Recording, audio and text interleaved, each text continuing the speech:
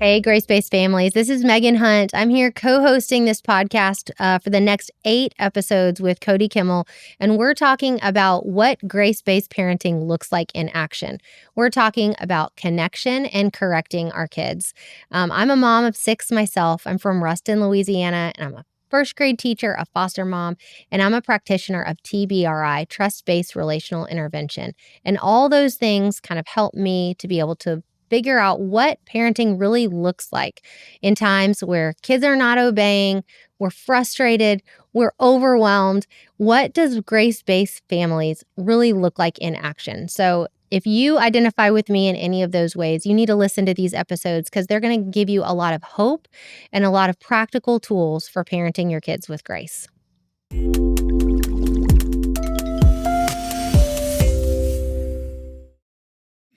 Well, welcome to the Gracebased Podcast.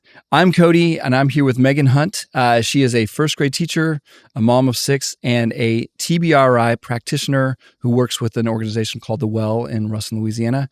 If you've been paying attention to the last 2 episodes, you've kind of already gotten to hear a little bit from her. If you've not gotten a chance to, please go back.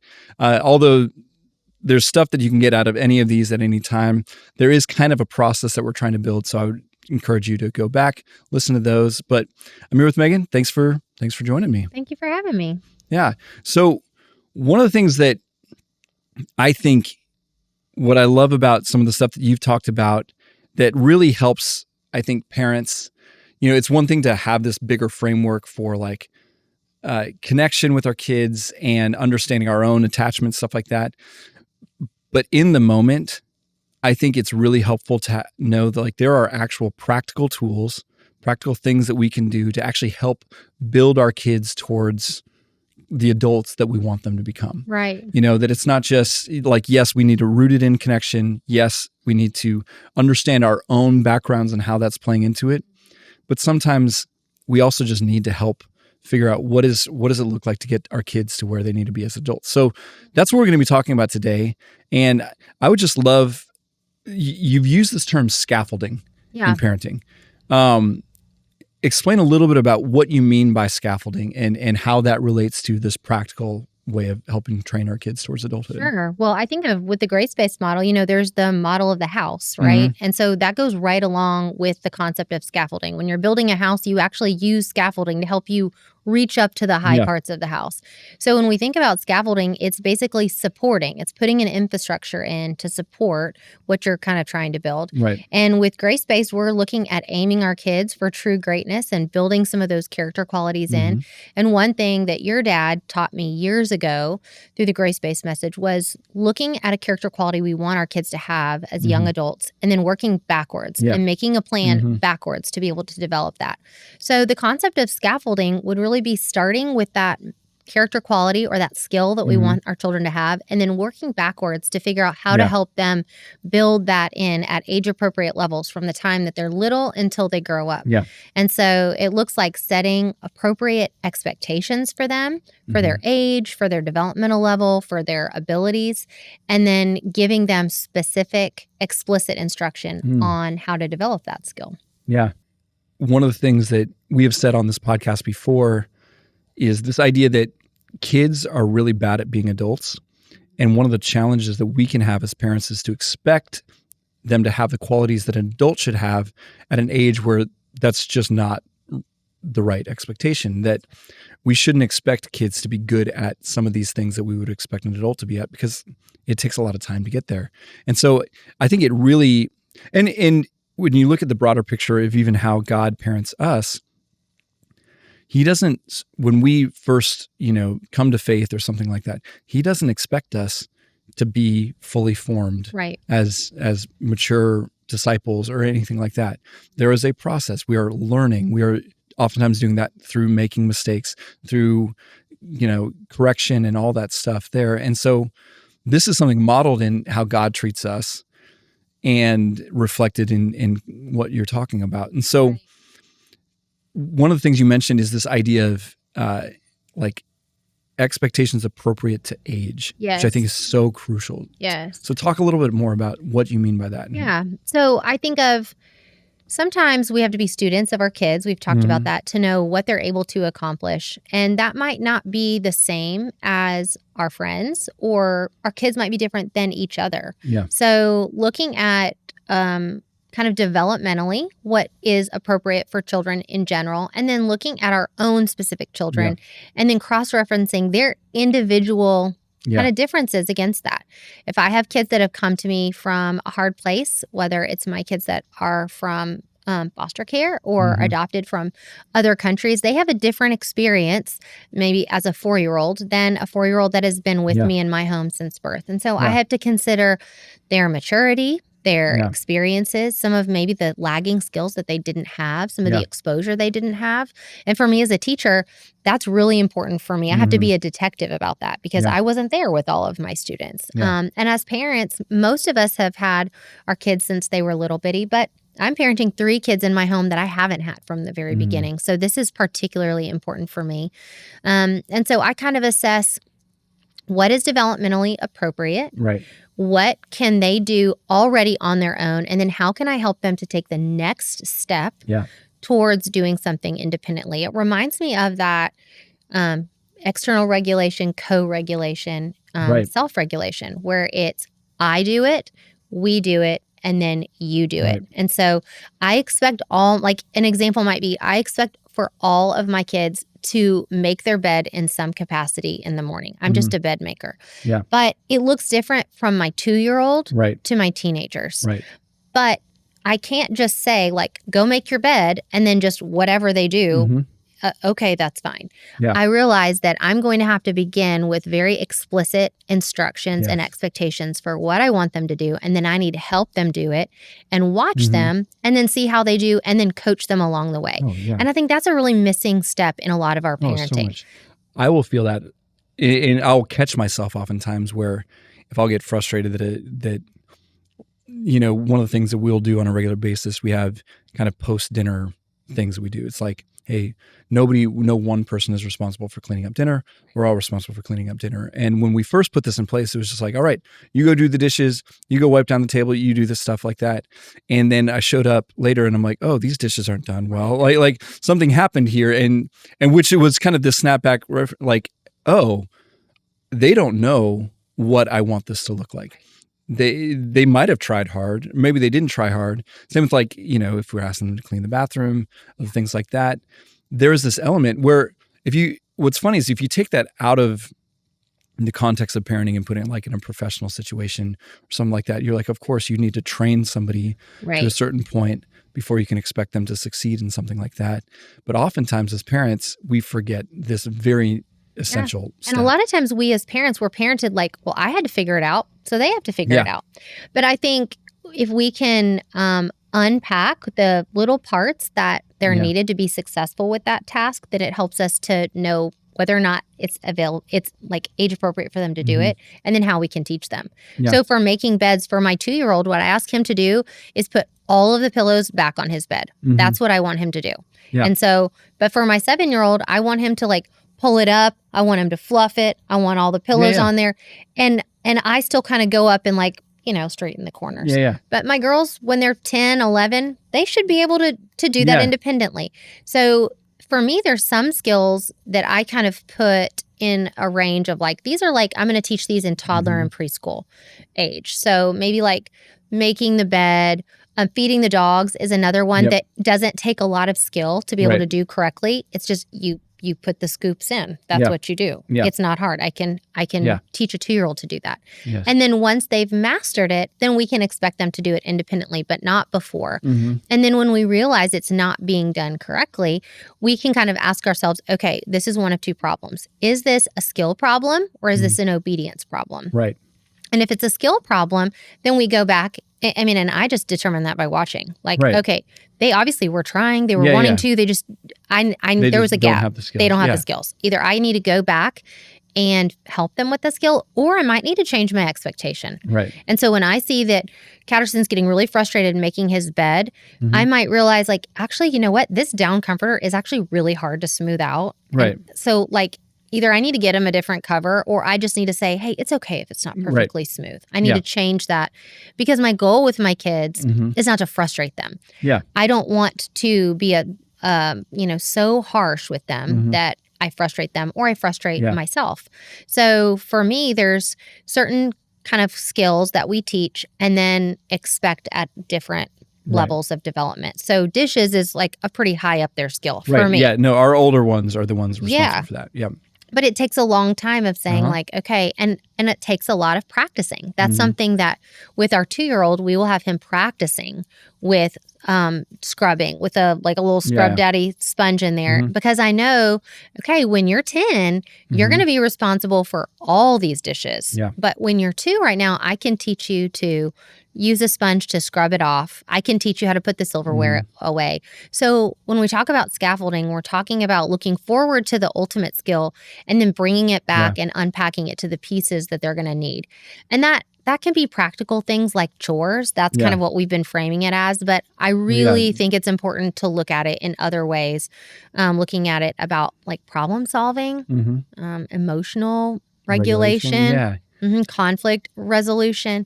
And even, I think even like moral things, like, that's right. If a little kid lies, which happens, there is even when there is maybe an obedience factor to it, there's also an element to where there's some scaffolding and like, okay, how do we help you succeed? Maybe digging into the root cause of why did they lie in this situation, for example. Like, is it because they were afraid that they would get in trouble? Is it because they didn't want to get called out? All of these things, coming back and saying, okay, you don't ignore maybe the disobedience, but you also recognize that there's probably also some skill building even in that moment that is coming to the forefront. Well, I think a lot about, there's a lot of skills that we expect children to have that are more soft skills that we need to explicitly teach and break down into the parts, because we might be modeling those for kids, but it might be really difficult for children to understand what those parts are and what we're expecting them. And I think about like asking for an apology or apologizing or asking for forgiveness. There's certain parts to like looking at the person, acknowledging what they did was wrong, asking them, would you please forgive me? Not saying, but I did it, blah, blah, blah, because of this. And so I almost write out, I really do have like little posters like on my fridge, how to say I'm sorry. Yeah. And it's like, look at the person. Yep. Tell them what you did wrong. Say that you're sorry. Acknowledge all the things. And when we start to do that, then we're like, oh, actually, then the kids know how to do it. Right. And then you can say, when they're not doing it correctly, we can refer back to that and say, this is how we do it. There's a baseline expectation that, but the problem can be if you never explicitly state the expectation. Yeah. That can basically they're set up for success. They're set up for failure. Yeah, we don't even know sometimes what we're wanting until we're just like, that wasn't a good apology. You heard people say that before. Well, that wasn't very good. I don't think that was a real apology. Well, they might not know. Down. Yeah. Yeah. And I think a lot of times too, conflict resolution is something I do a lot with this. Talking about kids, taking turns or sharing. Yep. Explicitly teaching them the phrase, when you're done, can I have a turn? Has been life-changing for me. Wow. It's pre-teaching the expectation of not like, I want that, or it's mine, but it's like, hey, when you're done, can I have a turn? I don't have to set any timers. They don't have to, and it's just, it shows respect, right? When you're done, can I have a turn? Yes. And then they're able to use that. Or another one I like to use is called an I message. So it's just saying like how you feel. So when you do this, I feel this way, please, whatever. So it could be like, hey, when you took that last chocolate muffin, it made me really sad because I had my name on that muffin. Yeah. Next time, please ask first, or something like that. Yeah.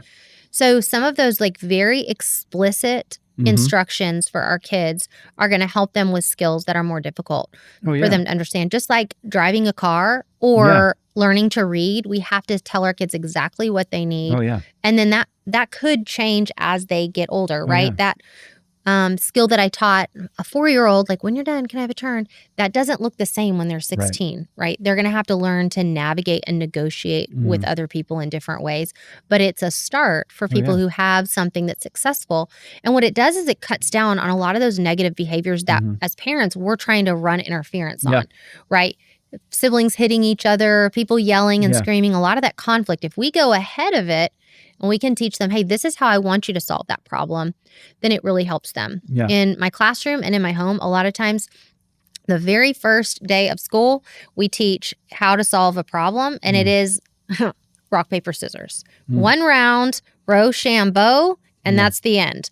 And it is unbelievably crazy how many times kids will solve their own problems with a quick rock, paper, scissors and move on because we've said, this is a good way to figure out who goes first, whose turn it is, blah, blah, blah. Oh, yeah. And so some of those strategies that we can just teach our kids ahead of time makes it a lot easier for us. I don't have to navigate near as many conflicts on the flip side if I teach my kids ahead of time. Oh, that's so good. I think one of the recent examples of probably a failure of scaffolding on my part that learned so my oldest is learning to drive, or he's about to be learning to drive. And I thought we were on vacation somewhere fairly remote. I thought it'd be cool, Dad, be like, all right, let's go out there. I'm going to show you how to do this. His first time really ever doing it. And I think it's one of those things where sometimes, and what I learned from this is things that we know intuitively, we should not assume that they know intuitively. Right. Like how to drive a car. Right. And so, I got him in there. I showed him the basics. I'm like, this one makes it go. This one makes it stop. And this wheel makes it turn. And I had him start up the car, do it, and he just floors it backwards. And we're like, whoa, okay, maybe we need a little bit more here. Instructions. And of course I go in and my wife is like, you let him back the car out? Like you started there? I'm like, I don't know. And so there's an element of it.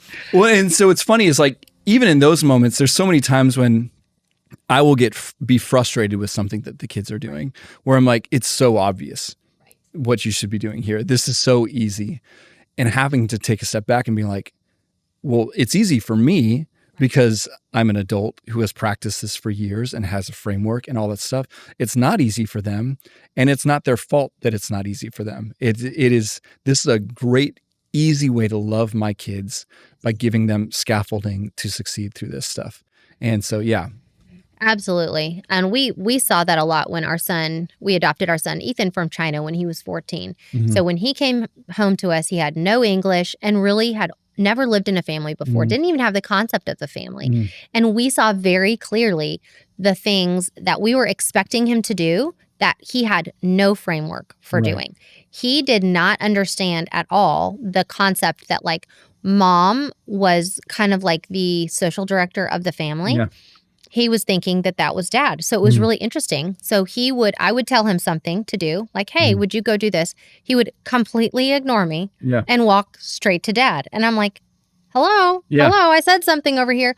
Well, I was really feeling very disrespected. And then we realized I don't think he understands both adults are equal. Yeah. I think he thinks there's a weird, I'm the assistant principal or something. And I'm like, okay, we just have to explain that. Yeah. So there were a lot of things we had to say, hey, when mom asks you to do something, you say okay or yes, ma'am. And when dad asks you to do something, you say okay or yes, sir. And, just they're the same. And he's like, oh, okay. Yeah. Oh, yeah. And we realized, okay, he had never learned that. He didn't know how to brush his teeth. So I realized I was saying, go brush your teeth. His teeth were obviously really dirty. Yeah. That little guy had never been brushing his teeth. And so we had to be very explicit of oh no, you go up and down and around and then you spit out the tooth, all the things that you think everybody knows this. Everybody knows how to do this. But it really reframed my mind about how many other things am I expecting my children to do that they probably need a lot more support with. And then I just need to teach them ahead of time. And that's something that TBRI has really taught me is the value of pre-teaching expectations. Okay, let's talk about this because I think this can be a real game changer for parents. This is parenting gold right here for me. This is the secret to my success, I think. If I'm having any success, it's because I started with pre-teaching. So when we're going to go in a situation, my mind naturally, probably as a teacher, goes to the worst case scenario. I'm like, oh my gosh, what might kids do in this scenario? The library is the first, ding, ding, ding. That's a terrible place to bring kids. Okay. I know that they belong there, but you're why am I, the core thing that I you know know. about libraries is be quiet. And And they're not. children are not quiet. And you if know what they anything. have too? They have these like low padded furniture that look like they're perfect for jumping off. Oh, yeah. And they are perfect for jumping And they off. are. Yeah. So, and they have computers, all the Oh, things. yeah, all the things. And it's yes. like wide open. So Yep. I start in my mind anytime I think like we're going to a situation and I don't want to be embarrassed. I'm Right. like, okay, what do I want the kids to do? Yeah. And when we're in the car, I say, hey, like in the library, hey, we're going into the library. Yeah. Okay, when we get there, we're going to all stay close to mom. Mm-hmm. You should be close enough that you are in the same aisle with me. Okay, and let's say I'm taking kids from 2 to 10. Yeah. Okay, you should be able to see me in the same aisle. If you need to go somewhere else, you need to let me know. We are not running. We're not going to jump. And everyone is going to check out 2 books. Show me on your fingers how many books you're going to check out. Right? And okay, great. And we're going to leave at this time. Okay. Yeah. So when it's time to leave, I'm going to say, guys, it's time to leave. And what are you going to say? And they're like, we're going to say, okay. I'm like, great. Yeah. Okay. And then this is my favorite part. I add in the some kids. This is the little dig. Hey, some kids might actually whine. Like, I don't want to go. I want to stay here. But not you. No. That's right. Some kids might want to jump off that furniture and play with throw those puppets around. But not you. No. You are just going to sit on the furniture. They're like, okay. Yeah. And it works It's amazing. wonders. Oh, yeah. It works wonders. Yeah, we did this with restaurants. Restaurants were just terrible. It was like basically like you show up, you're like, I'm just going to give you my card now because this is a miserable experience for all of us. Like nobody wants to be doing this. And we got to the point where we're like, okay, something needs to give. And I'm sure it was my wife who suggested this, of the idea of, okay, let's look at the menu on the way there. Talk about what we might want beforehand. Practice. What is it like to order? What do you say when somebody brings you a drink? What do you say when somebody brings you food? What are some things that we can maybe talk about that aren't us running around or throwing food? Things like that. And you're right. And what's funny is that once you kind of set that expectation, it's actually, for the most, yes. They know what to do. Yeah, they know what to do. Yep. Doesn't necessarily always mean success. Like there's always like, sure, someone will go rogue every once in a while. But for the most part, yep, they kind of want to have a good experience too. And you're like, this is how we can all have a good experience. Yes. And, with that, one thing I do with my kids when they're about 2 is we practice shopping. I take them at a time, one-on-one, by themselves. And I always go to the thrift store to go shopping for our shopping practice because that's a good idea. You can't really get embarrassed there. But they have the buggy. Do you call it a buggy? A cart? Shopping cart? Yeah. They call it a buggy in Louisiana. Isn't that funny? It's a buggy? A buggy. I know. Sounds very British, actually. It's a buggy. Okay, cool. Anyway, so you get the buggy. You put things in your buggy. Yeah. Got it. And you put the baby in, because you need the baby to learn how to ride and how to walk. Yep. And it's hard. That's a big skill because when they're about 2, they want to get out. So you got to practice. Okay, when we go in, we're going to do this. And then we're not buying anything. We're not here for a reason. The whole reason I'm here right now is to practice this skill. Yeah. And that is a great thing you could do at a playground, just practicing leaving. Yeah. We're going to go, and my whole point with here is we're going to play, but we're going to practice being successful for when it's time to leave. We do that at the swimming pool. Anytime you are thinking this is going to be a meltdown, it's easy to identify those pain points and say, let me think about the tangible skills and then let's do it ahead of time.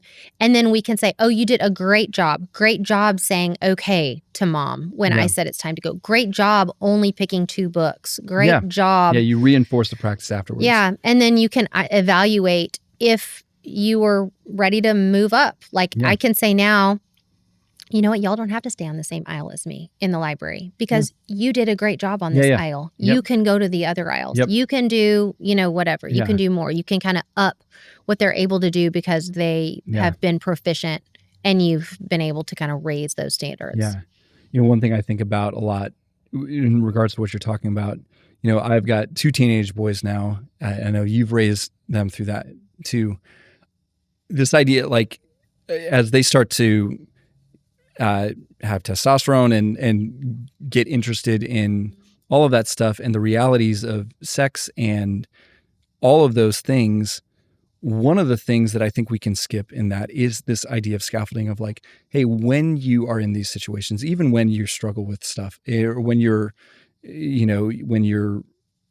exposed to things that maybe you didn't want to see, or maybe you're exposed to things that you were trying to see, And all of these things, setting those expectations of like, this is how I can kind of help you along this. This is what to expect. This is how we can talk about it. These are some ways that maybe you can navigate that. Moving even beyond, obviously there's moral implications in there. There's all these different things there, but even to say like, recognizing the fact like, you guys are going to deal with this. Like, Absolutely. And this is what can happen when that happens, that we can walk alongside you for success so that it doesn't become something bigger and doesn't become something secret. So even that idea of some of these bigger things, like with younger kids, we can see that there, but even with older kids of saying, hey, when you mess up, if something happens to you there, I think of this with technology too. Like, this is a great way of like framing how this can work. Well, and there's a great resource called Good Pictures, Bad Pictures. That's my favorite book for front loading, how to pre-teaching being exposed to pornography. And they have a junior version for kids as young as 4. And it has been a great resource for my kids as we talk about what you will do if and when this is what you encounter. And you're right, it reduces shame and it gives them a plan of what to do, and then gives you an opportunity to walk alongside them in that process too. Yeah. Like one of the things we'll talk about in that time is like, I expect that this will happen. Like, I'm not encouraging it, but I expect that it'll happen. Something like that will happen. Just know you'll never be in trouble for talking to me about it. You'll never have like setting the expectations of what that conversation will be, what my response will be in that sets them up for success, to where they even if they're worried about it, scared about it, all these things, they at least know like, hey, if I talk to my dad about this, or I talk to my mom about this, I already know in advance that this is going to be a supportive situation, not a shaming situation. Sure. I have a couple of friends that do great things kind of in that vein for promoting that communication about kind of if something occurs. I have a friend that has sticky notes that if her daughter wants to talk to her about something that's happened, she leaves a sticky note like by her bedside table. Oh, that's great. And it doesn't have anything on it. It's just there's a pad of pink sticky notes that's the signal. And then I have another friend that has a journal that goes back and forth, that goes under their pillows, that they can talk about, and write back and forth, or like, hey, I need to have a conversation about this. And I think we kind of have to go proactively, but then also responsively. So that kind of hits both sides of that target.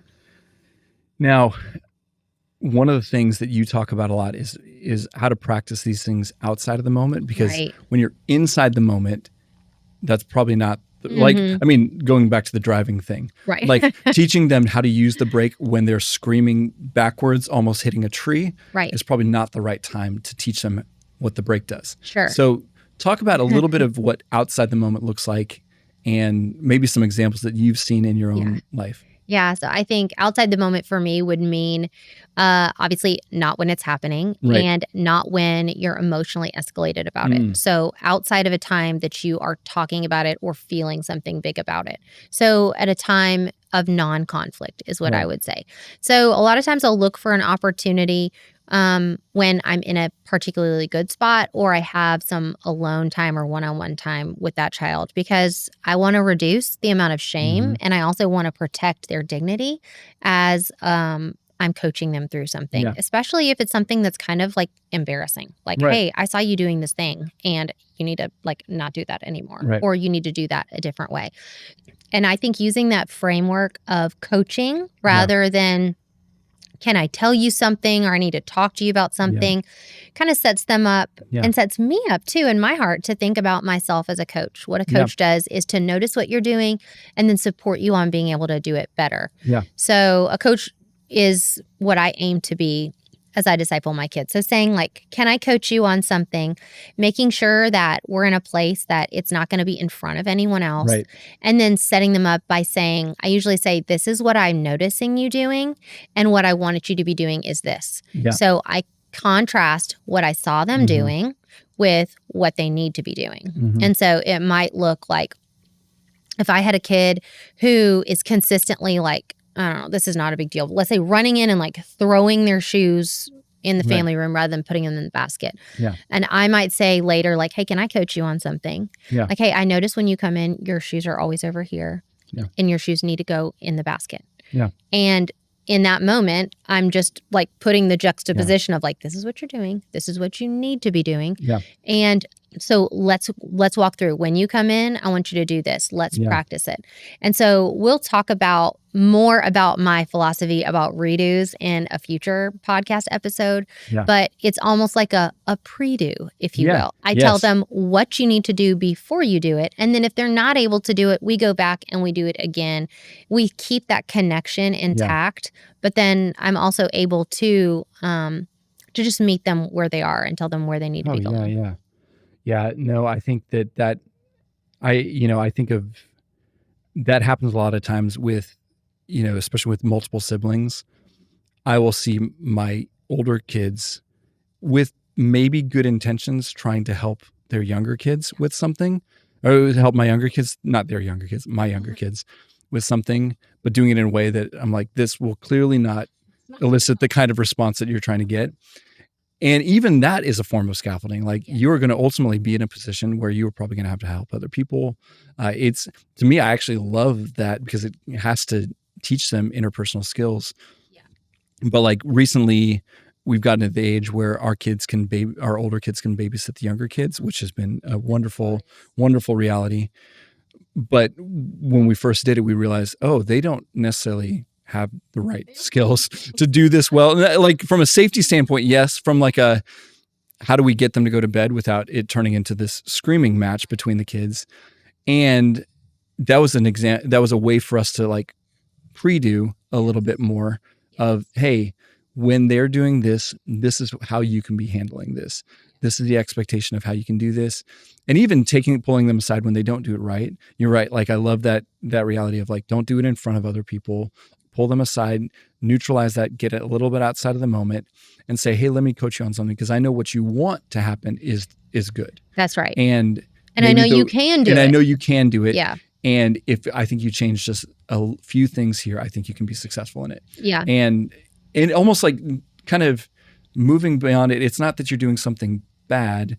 You just need to grow. We can do it better. And that's the idea of thinking about it like a coach, right? Yeah. A coach is not going to yell at you, I hope not, yeah. and say like, stop doing that without telling you what to do instead. Yeah. And so shifting the mindset as parents rather than saying like, stop doing this and instead saying, please do this instead. Yeah. And when, not at a time when anyone is upset. Yeah.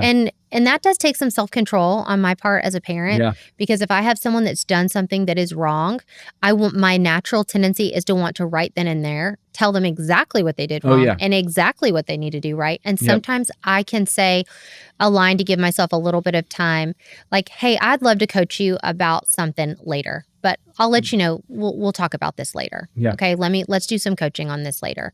It gives me a chance to think, them a chance to be calm, and then me to find the right time so that it's going to be well received. Because our goal is that behavior would be changed and learned. That's the ultimate goal. And one of my favorite things that TBRI has taught me is that it says that at the end of any kind of behavioral kind of interaction with our kids, any kind of disciplinary thing, we want three things to happen. We want for the behavior to be changed.